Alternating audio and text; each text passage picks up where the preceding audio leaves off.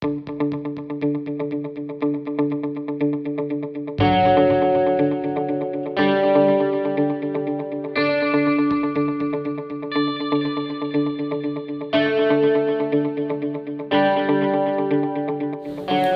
विद्यार्थियों नमस्कार, मैं राकेश चौधरी इस ऑनलाइन क्लास में आपका स्वागत करता हूं। गाउस का अपना पहला अनुप्रयोग हो गया था, अब अपन स्टार्ट करते हैं गाउस का दूसरा अनुप्रयोग। दूसरा जो अनुप्रयोग है, दूसरा और तीसरा वो एक जैसे ही हैं। दूसरा अनुप्रयोग है हमारा किसी अपरिमित आकार की समावेशित परावैद्युत यानी कुचालक पट्टिका के कारण विद्युत क्षेत्र की तीव्रता। देखो क्या दिया है इसमें पहले में हमने किसके कारण निकाला था, एक समावेशित तार के कारण कि अनंत लंबाई का एक पतला सा तार था और उसके कारण विद्युत क्षेत्र की तीव्रता हमने निकाली थी। अब यहाँ बात हो रही है पट्टिका की यानी एक प्लेट की। तो मान लो ये एक प्लेट दे दी और इस प्लेट का आकार कितना है, अपरिमित है कि अनंत तक की ऐसे फैली हुई है। अब इस पट्टिका के ऊपर क्या है, एक समान रूप से आवेश वितरित है। तो अपरिमित का मतलब तो हो गया कि अनंत आकार की है और समावेशित का मतलब इसके ऊपर समान रूप से आवेश है वो वितरित है और इसके कारण है कैसी, कुचालक है। इसके कारण हमें विद्युत क्षेत्र की तीव्रता निकालनी है। तो सबसे पहले तो विद्युत क्षेत्र की दिशा देखेंगे, विद्युत क्षेत्र किस दिशा में होगा। दिशा देखने के लिए सेम हमें वही मेथड यूज में लेना है जो हमने पहले अनुप्रयोग में लिया था। तो पहली बात तो देखो इसका आकार अपरिमित है, तो अपरिमित है तो डायग्राम तो अपन अपरिमित का बना नहीं सकते। तो मैं क्या ले लेता हूं, उसका एक छोटा सा टुकड़ा है वो ले लेता हूं। तो मैंने मान लिया कि ये अपरिमित आकार की एक समावेशित कुचालक पट्टिका का एक छोटा सा टुकड़ा है PQRS और इसके ऊपर एक समान रूप से आवेश है वो वितरित है। तो मैं इसको मान लेता हूं कि ये समान रूप से धनावेशित पट्टिका है। अब इस पट्टिका के कारण हमें पहले विद्युत क्षेत्र की दिशा है वो देखनी है। अच्छा, पट्टिका को कैसे रखा है, बिल्कुल यहां लंबवत इस तरीके से ही रखी हुई है। अब इस तरीके से रखी हुई अपने को कहा गया है इधर प्लस वितरित है। इस जगह बताओ कि विद्युत क्षेत्र है वो किस दिशा में होगा, यानी यहां पट्टिका रखी हुई है और यहां हमें विद्युत क्षेत्र की दिशा बतानी है कि यहां विद्युत क्षेत्र किस दिशा में होगा।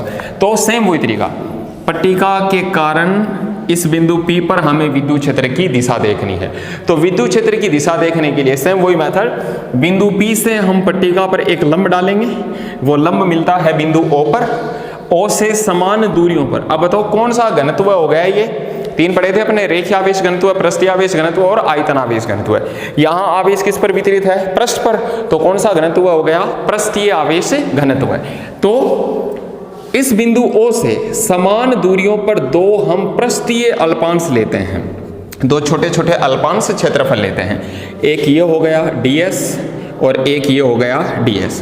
क्यों लिया अल्पांश, ताकि हम उसको कैसा दिखा सकें, बिंदुवत दिखा सकें। अब देखो इसमें कैसा आवेश प्लस, यहाँ विद्युत क्षेत्र की दिशा देख रहे हैं तो यहाँ भी प्लस, प्लस प्लस में प्रतिकर्षण, इस अल्पांश से दूर जाएंगे, बिंदु P हमारा बीच में आएगा, तो इसके कारण इस बिंदु पर विद्युत क्षेत्र हो गया इस दिशा में, D इधर।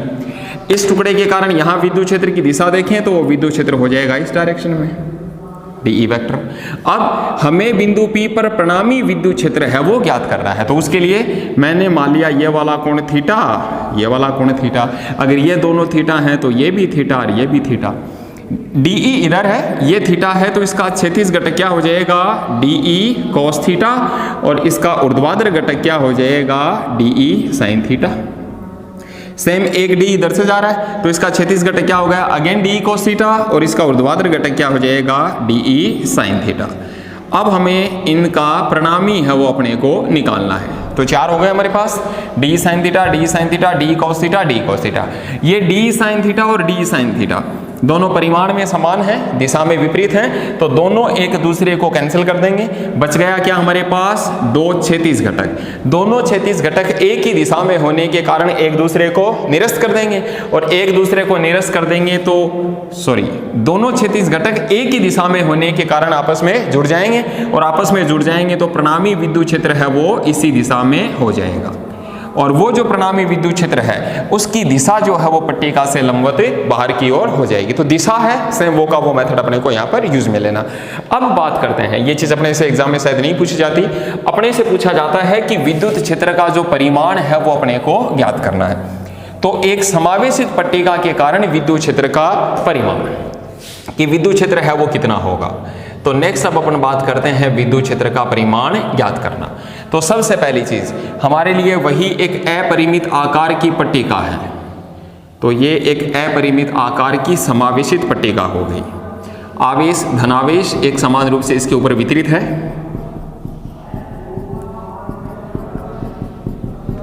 तो ये समावेशित एक पट्टिका है। अब इसके कारण विद्युत क्षेत्र अपने को निकालना है। अब पट्टिका को बिल्कुल ऐसे रखा हुआ है, इधर प्लस वितरित है। हमें कहा गया है इस पट्टिका से r दूरी पर बताइए विद्युत क्षेत्र का मान कितना होगा। अब देखो बच्चों, यहाँ पे पहली चीज पट्टिका जो है वो कुचालक है।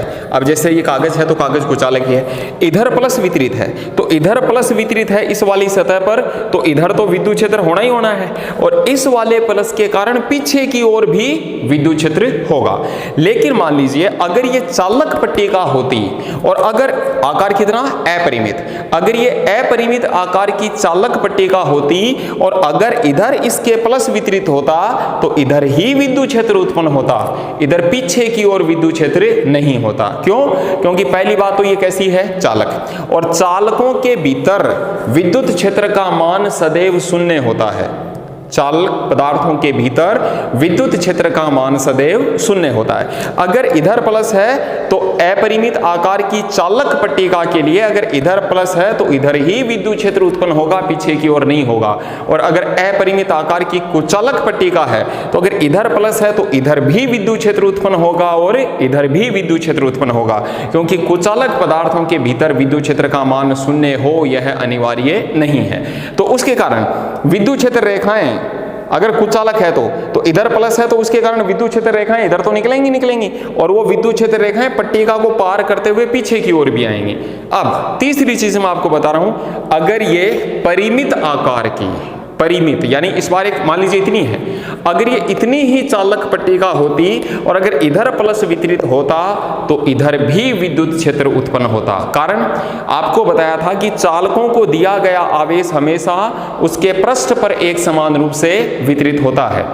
चालकों को दिया गया आवेश उसके पृष्ठ पर एक समान रूप से वितरित होता है। अगर इधर आवेश देंगे तो पीछे की ओर भी तो आएगा, लेकिन अगर मान लीजिए वो अपरिमित आकार की है तो आप इधर आवेश दोगे तो वो तो इधर ही इधर फैलता जाएगा अनंत तक, वो कभी पीछे की ओर आएगा ही नहीं। तो उसके कारण इधर की ओर विद्युत क्षेत्र उत्पन्न नहीं होगा। अब तीन चीजें हैं, अगर परिमित या अपरिमित आकार की कुचालक पट्टिका है दोनों ओर विद्युत क्षेत्र होगा। अगर परिमित आकार की चालक पट्टिका है दोनों ओर विद्युत क्षेत्र उत्पन्न होगा। और अगर अपरिमित आकार की चालक पट्टिका है तो विद्युत क्षेत्र एक ही तरफ उत्पन्न होगा, पीछे की ओर नहीं होगा। तो यहां हम डिस्कस कर रहे हैं अपरिमित आकार की समावेशित कुचालक पट्टिका के कारण विद्युत क्षेत्र की तीव्रता। अब देखो हमें कहा गया है इस पट्टिका से r दूरी पर विद्युत क्षेत्र का मान, कि यहां विद्युत क्षेत्र बताओ कितना होगा। गाउस के नियम से अपने को निकालना है, तो गाउस का नियम लगाने के लिए हमें क्या मानना पड़ेगा, एक बंद पृष्ठ। पहले अनुप्रयोग में जब हमने तार लिया था तो बंद पृष्ठ कैसे माना था, बेलनाकार, और वही चीज अब अपने को यहां पर करनी है। अब पट्टिका के कारण निकालें, पट्टिका कैसी है, आयताकार, जो टुकड़ा हम ले रहे हैं वो आयताकार, इसका बंद पृष्ठ भी कैसा होगा, बेलनाकार होगा। क्योंकि विद्युत क्षेत्र दोनों ओर उत्पन्न होगा तो हम दोनों ओर इसके बंद पृष्ठ वो मान लेंगे। अब देखो किस तरीके से हम क्या करते हैं कि ये एक बंद पृष्ठ, बेलनाकार बंद पृष्ठ, इस पट्टिका के एक तो इधर ले लेते हैं। बेलन की लंबाई कितनी हो गई, r। इसका मतलब ये हुआ कि इस बोतल के इस वाले किनारे पर यहां हमें विद्युत क्षेत्र का मान निकालना है। सेम एक r लंबाई का बेलन हमने पीछे की ओर मान लिया, तो टोटल बेलन की लंबाई कितनी हो गई हमारे पास, 2r हो गई। डायग्राम में देखें इसको, तो ऐसी स्थिति में r लंबाई का बेलनाकार पृष्ठ एक तो इधर ले लिया और एक r लंबाई का बेलनाकार पृष्ठ हमने पीछे की ओर ले लिया। ये हमने पीछे की ओर ले लिया इस तरीके से। तो टोटल यहां से लेके यहां तक इस बेलन की लंबाई कितनी हो गई, 2r। दूसरी चीज, पट्टिका का पृष्ठीय आवेश घनत्व दिया गया है कि पृष्ठीय आवेश घनत्व कितना, इसका सिग्मा, एकांक क्षेत्रफल में उपस्थित आवेश। ये जो हमने बेलन माना है इसका ये वाला क्षेत्रफल जिसको हम अनुप्रस्थ काट क्षेत्रफल कहते हैं, तो ये वाला जो क्षेत्रफल है ये इसका अनुप्रस्थ काट क्षेत्रफल है। ये कितना मान लिया हमने, s मान लिया। अब ये जो s क्षेत्रफल है इस पट्टिका के कितने क्षेत्रफल क्षेत्रफल को घेरे हुए है, तो यहां पर पट्टिका पर ये क्या बनाएगा, एक वर्त बनाएगा इस तरीके से, और इस वर्त का क्षेत्रफल है ये कितना हो गया, s हो गया। और इस s क्षेत्रफल के वर्त में कितना आवेश उपस्थित है, q, कि ये जो बंद बेलनाकार पृष्ठ है, ये यहां पर पट्टिका पर जो सर्कल बनाएगा, उस सर्कल का क्षेत्रफल तो कितना हो गया, s, उसमें मैं कितना आवेश मान के चल रहा हूं, q। पट्टिका का पृष्ठीय आवेश घनत्व क्या है, सिग्मा, कि उसके एकांक क्षेत्रफल में कितना आवेश है, सिग्मा है। तो ये सारा का सारा प्रोसीजर अपने को दे दिया। अब फिर वही चीज लेते हैं, जो बंद पृष्ठ है वो आकृति में बेलनाकार है। पिछले अनुप्रयोग में हमने देखा कि बेलन में 3 पृष्ठ होते हैं, एक ये वाला, एक ये वाला और एक बेलन का पृष्ठीय क्षेत्रफल। तो हमें अल्पांश लेने पड़ेंगे, तो मैं 3 अल्पांश ले लेता हूं। एक अल्पांश तो हमने यहां ले लिया ds1, ये यहां पर, तो एक अल्पांश तो हमने इस वाले पृष्ठ पर ले लिया ds1 वेक्टर। एक अल्पांश मैं यहां ले लेता हूं इस वाली सतह पर, यह हो गया ds2 वेक्टर। एक अल्पांश मैं यहां ले लेता हूं कहीं भी, ये वाली जो सतह है इसके ऊपर कहीं भी अल्पांश ले लेंगे। आपको बताया क्षेत्रफल की दिशा हमेशा तल के लंबवत बाहर की ओर होती है। मैं नीचे वाले पे ले रहा हूं तो एक टुकड़ा यहां ले लिया ds3 वेक्टर, ये इन तीनों की दिशा हो गई, ds1 इस दिशा में, ds2 इस दिशा में और ds3 हो गया नीचे की ओर। विद्युत क्षेत्र की दिशा हम देख चुके हैं कि अगर जो पट्टिका है उस पट्टिका के ऊपर प्लस वितरित है, अगर इधर प्लस है तो इस वाले प्लस के कारण इधर के हर बिंदु पर विद्युत क्षेत्र इस दिशा में, जो प्लस यहां पर है उसके कारण इधर के हर बिंदु पर विद्युत क्षेत्र इधर पट्टिका से लंबवत बाहर की ओर, तो इधर भी लंबवत बाहर की ओर और इस तरफ भी लंबवत बाहर की ओर। तो इस जगह मैं विद्युत क्षेत्र देखूंगा तो लंबवत बाहर की ओर ई वेक्टर, इस जगह मैं विद्युत क्षेत्र देखूंगा तो लंबवत बाहर की ओर ई वेक्टर, और अगर इधर मैं विद्युत क्षेत्र देखूंगा तो पट्टिका से लंबवत बाहर की ओर ई वेक्टर।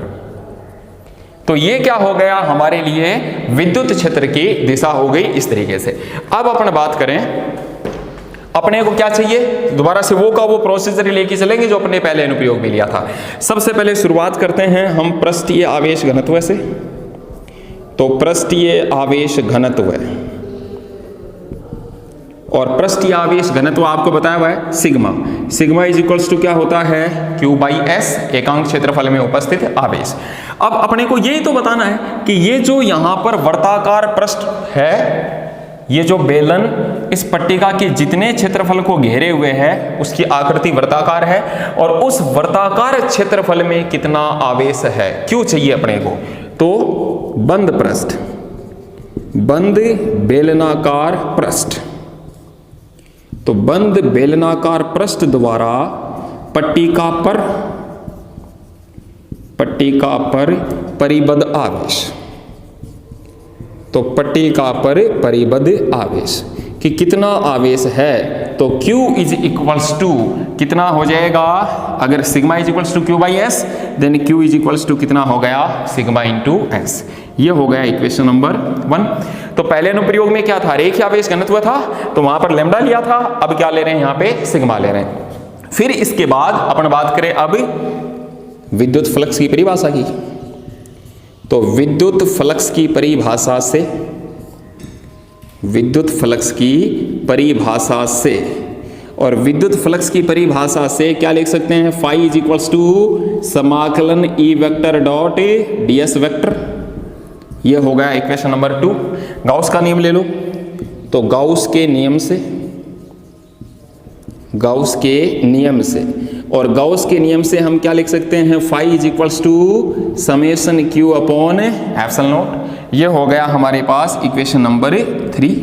तो ये दो चीजें आ गई, ये भी फ्लक्स है, ये भी फ्लक्स है, दोनों की LHS इक्वल है तो दोनों की RHS भी इक्वल होगी। तो अब देखो समीकरण 1 व समीकरण 2 से, तो समीकरण 1 व समीकरण 2 से क्या हो जाएगा, यहां पर हमारे पास सॉरी 2 और 3 है, 2 और 3 में फ्लक्स है, तो समाकलन E vector dot ds vector will be equals to summation q upon epsilon naught. अब यहां बात करें अपन बंद पृष्ठ की, तो जो बंद पृष्ठ हम ले रहे हैं वो आकृति में कैसा बेलन, उसमें 3 टुकड़े लिए ds1 ds2 ds3, तो तीनों भागों में तोड़ दें। तो बंद पृष्ठ को 3 भागों में वियोजित करने पर, 3 भागों में वियोजित करने पर।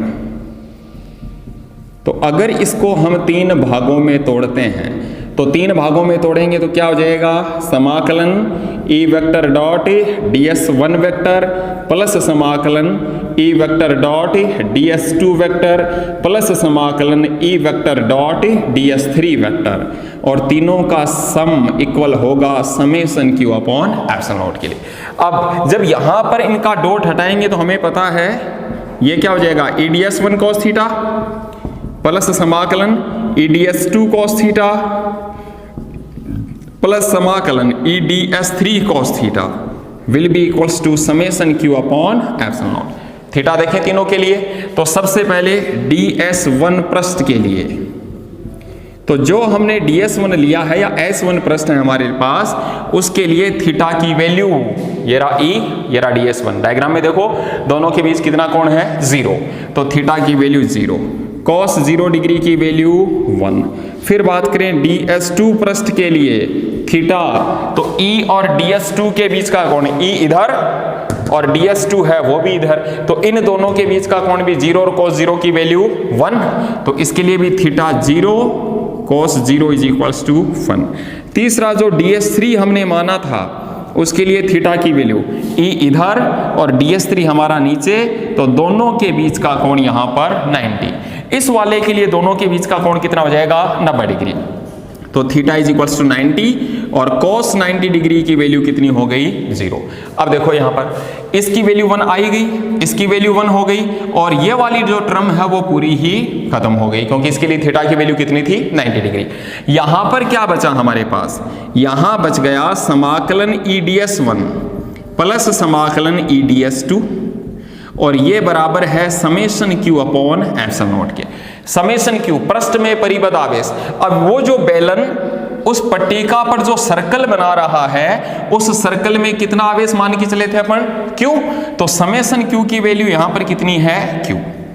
क्या कैलकुलेट करना है, e, तो e हमें निकालना है, तो समाकलन ds1 प्लस e समाकलन ds2 इक्वल है किसके, q अपॉन एप्सिलॉन नॉट के।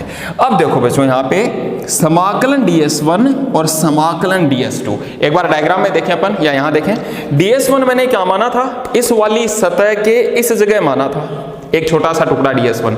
समाकलन ds1 का मतलब इस पूरी सतह को हम छोटे छोटे अल्पांशों में जोड़ देंगे, तो सारे छोटे छोटे ds1 को जब हम जोड़ेंगे तो क्या मिलेगा, ये पूरा क्षेत्रफल मिल जाएगा। ये जो बेलन का वर्त बन रहा है ये पूरा क्षेत्रफल मिल जाएगा, कितना है, s, ऐसी तो माना था इसको, अनुप्रस्थ काट क्षेत्रफल s है। सेम ds2 का है, इस पीछे वाले एंड पर यहां पर है ds2। समाकलन ds2 का मतलब सारे छोटे छोटे अल्पांशों को जोड़ेंगे तो ये पूरा का पूरा वर्त मिल जाएगा। अगर ये s है तो ये वाला भी तो s ही होगा, तो समाकलन ds2 की वैल्यू भी कितनी हो गई, s हो गई हमारे पास। तो ये क्या हो गया, es प्लस es क्या हो गया, ट्वाइस ऑफ es, किसके इक्वल है, q अपॉन एप्सिलॉन नॉट के। अब देखो यहां पर q की वैल्यू इधर हो गया हमारे पास twice of es is equals to q by epsilon naught. समीकरण 1 से q की वैल्यू रख दो, तो समीकरण 1 से q का मान कितना था हमारे पास, सिग्मा इंटू s, तो समीकरण 1 से q की जो वैल्यू है सिग्मा इंटू s वो वैल्यू रख दें तो क्या मिलेगा, twice of es will be equals to sigma s upon epsilon naught. S से S कैंसिल, देन विद्युत क्षेत्र की तीव्रता E is equals to sigma upon 2 epsilon naught. तो ये विद्युत क्षेत्र की तीव्रता हो गई। अब यहां पर देखो हमने क्या निकाला, हमने हमारे पास जो पट्टिका थी उस पट्टिका से r दूरी पर यहां विद्युत क्षेत्र हमने निकाला है, तो यहां विद्युत क्षेत्र का मान कितना होगा, तो पट्टिका कैसी थी, अपरिमित आकार की कुचालक पट्टिका, उससे r दूरी पर विद्युत क्षेत्र का मान कितना आया, E is equals to sigma upon 2 epsilon naught. अब बताओ बच्चों इसमें r है क्या, इसमें r नहीं है, फॉर्मूले में r नहीं है। इसका मतलब यह हुआ कि अपरिमित आकार की कुचालक पट्टिका के कारण विद्युत क्षेत्र की तीव्रता किस बात पर निर्भर नहीं करती, दूरी पर निर्भर नहीं करती। अगर पट्टिका के जस्ट पास में यहां विद्युत क्षेत्र 10 है, यहाँ भी 10 ही होगा, यहाँ भी 10 होगा, यहाँ भी 10 होगा। आप पट्टिका से कितनी भी दूरी पर चले जाओ, विद्युत क्षेत्र का मान उस पर निर्भर नहीं करता है। ये तो हो गया अदिश में। और अगर आप इसको सदिश में लिखना चाहें तो E vector is equals to sigma upon 2 epsilon naught. ये तो क्या होगा इसका परिमाण, और इसको हम उसके एकांक सदिश n कैप से गुणा करवा दें तो ये हो जाएगा सदिश में। अगर हम ग्राफ बनाएं किस किस के बीच में, कि जैसे जैसे दूरी बदल रही है वैसे वैसे E में कैसे चेंज हो रहा है, तो आप पट्टिका से कितनी भी दूरी पर चले जाओ E का मान चेंज नहीं हो रहा। कि R फॉर्मूले में R नहीं आया, इसका मतलब R को बदलने पर E चेंज नहीं हो रहा। इसका मतलब E समानुपाती है R की पावर 0 में, वो दूरी पर निर्भर नहीं कर रहा। तो ग्राफ कैसा आएगा, बिल्कुल स्ट्रेट लाइन। किसी अपरिमित आकार की कुचालक पट्टिका के कारण विद्युत क्षेत्र की तीव्रता बिल्कुल स्ट्रेट होती है, वो दूरी पर निर्भर नहीं करती। मान कितना था उसका, सिग्मा अपॉन 2 एप्सिलॉन नॉट। तो ये हमारा था अनुप्रयोग नंबर 2। अब चलते हैं अनुप्रयोग नंबर 3 पर। अब देखो सेकंड में और थर्ड में क्या डिफरेंस है, दोनों एक जैसे ही हैं। सेकंड जो है वो निकाला किसके लिए, कुचालक के लिए, और अब तीसरे में हम निकालेंगे चालक पट्टिका के कारण। तो देखो तीसरा अनुप्रयोग, अब यहां पर हमारे पास कुचालक पट्टिका की जगह इस बार अब हमें क्या दे दिया, यहां पर चालक पट्टिका दे दी। यह हमारा तीसरा अनुप्रयोग हो गया। तीसरा अनुप्रयोग हो गया, किसी अपरिमित आकार की समावेशित चालक पट्टिका के कारण विद्युत क्षेत्र की तीव्रता। ये तीसरा अनुप्रयोग है। अब मेन चीज किसका है, मेन जो डिफरेंस है, पहले वाले में कुचालक था, कुचालक पट्टिका के दोनों तरफ हमने बेलन लिया, क्यों, क्योंकि दोनों तरफ विद्युत क्षेत्र उत्पन्न हो रहा था। अब कैसी है, चालक पट्टिका है, तो अगर मान लो इधर हमने इस वाली सतह को आवेश दे दिया, आकार अपरिमित है ध्यान रखना, अगर इधर हमने आवेश दे दिया तो विद्युत क्षेत्र इधर ही उत्पन्न होगा, पीछे की ओर नहीं होगा, क्योंकि ये कैसी है, चालक, और चालक के भीतर विद्युत क्षेत्र का मान 0 होता है। हर चालक वस्तु के भीतर नेट आवेश का मान 0 होता है। तो देखो बाकी सारा का सारा वो का वो प्रोसेस रहेगा। दिशा ज्ञात कर रहा, बिल्कुल वही करना है जो पहले वाले में किया था। मेन चीज थोड़ा सा डायग्राम चेंज हो जाएगा। डायग्राम को चेंज करने के लिए पीछे वाली को हटा देंगे अब, क्योंकि इधर विद्युत क्षेत्र उत्पन्न नहीं होगा तो बेलन हमारा एक ही तरफ रह जाएगा। और पट्टिका को मैं थोड़ा सा डिफरेंट दिखा देता हूं, तो इसको हम थोड़ा सा इस तरीके से मोटा कर लेंगे। इस बार ये कैसी वस्तु है, चालक है। आवेश कहां वितरित है, इस तरफ वितरित है।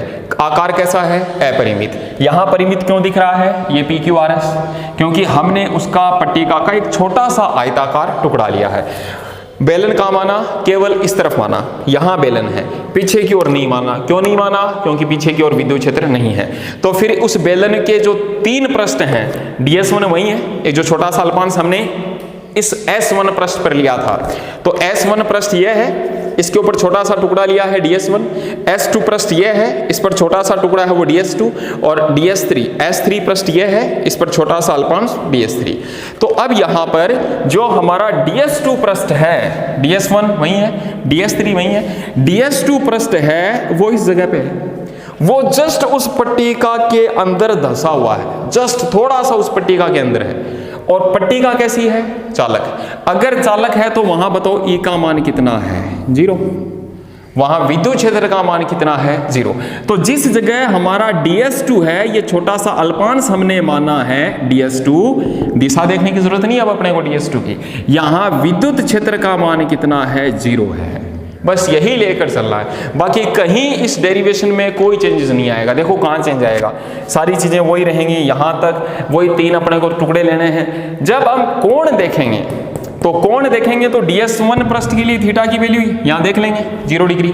DS2 पृष्ठ के लिए थीटा की वैल्यू हमारे पास, अब थीटा नहीं देखना, क्योंकि DS2 पृष्ठ, ये जो पृष्ठ है हमारा, ये जस्ट उस पट्टिका के ऊपर है, और वहां विद्युत क्षेत्र का मान कितना है, 0 है, वो जस्ट उस पट्टिका के अंदर है। तो उस जगह DS2 पृष्ठ के लिए यहां क्या लिखेंगे, विद्युत क्षेत्र का मान 0 है, E बराबर 0 है।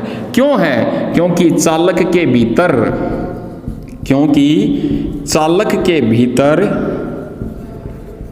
चालक के भीतर विद्युत क्षेत्र का मान कितना है, 0 है। अब देखो यहां पे इधर हो गया समाकलन EDS1 प्लस समाकलन EDS2, इसकी वैल्यू अब कितनी हो गई, 0। क्यों? वहां विद्युत क्षेत्र ही नहीं है। तो विद्युत क्षेत्र नहीं है तो अब हमारे पास इसके लिए तो थीटा 90 डिग्री हो गया, ये वाला टर्म वैसे कैंसिल हो गया क्योंकि इसके लिए विद्युत क्षेत्र का मान कितना था? 0। अब हमारे पास बच गया केवल समाकलन EDS1 किसके इक्वल है? Q अपॉन एप्सिलॉन नॉट के। तो यहां भी क्या आ गया? समाकलन EDS1। अब यहां भी क्या आ गया? 2ES की जगह क्या आ गया? ES। ES is equals to Q upon epsilon naught. तो ES is equals to Q by epsilon naught. Q की वैल्यू आप पुट करोगे सिग्मा S2 हट जाएगा, तो यहां आ जाएगा सिग्मा अपॉन एप्सिलॉन नॉट। किसी अपरिमित आकार की चालक पट्टिका के कारण विद्युत क्षेत्र की तीव्रता का मान सिग्मा अपॉन एप्सिलॉन नॉट होता है और ग्राफ सेम का सेम ग्राफ बनाएगा, बस 2 की जगह यहां पर केवल 1 आ जाएगा, सिग्मा अपॉन एप्सिलॉन नॉट। अब यहां पर देखो ये तो कौन सा था? अपरिमित आकार की चालक, और अगर होता कि परिमित आकार की चालक तब दोनों तरफ विद्युत क्षेत्र होता। अगर वो चालक पट्टिका होती आकार उसका निश्चित होता तो इधर विद्युत क्षेत्र होता तो इधर भी विद्युत क्षेत्र होता। उस स्थिति में हमारा वही फॉर्मूला हो जाता E is equals to sigma upon 2 epsilon naught. तो जब हम न्यूमेरिकल करेंगे तो उन न्यूमेरिकल में हमें ये विशेष ध्यान देना है कि हमें दिया क्या जा रहा है। अगर हमें ये दे दिया कि अपरिमित कुचालक पट्टिका को ही पराविद्युत पट्टिका कहते हैं, दोनों एक ही चीज है। तो अपरिमित कुचालक के लिए तो E is equals to sigma by 2 epsilon naught. अगर हमें दे दिया जाए अपरिमित चालक उसके लिए E की value sigma upon epsilon not. और अगर हमें दे दिया जाए परिमित चालक, तो उसके लिए E की जगह सिग्मा अपॉन 2 एप्सिलॉन नॉट। इनका विशेष ध्यान रखना है न्यूमेरिकल्स के लिए। एक बच गया कि आप पूछो परिमित कुचालक के लिए एक ही चीज है, चाहे कुचालक कैसी भी हो, परिमित हो या अपरिमित हो, E की value sigma by 2 epsilon naught. तो ये थे हमारे अनुप्रयोग नंबर 2 और अनुप्रयोग नंबर 3। बाकी नेक्स्ट वाली क्लास में। Thank you so much.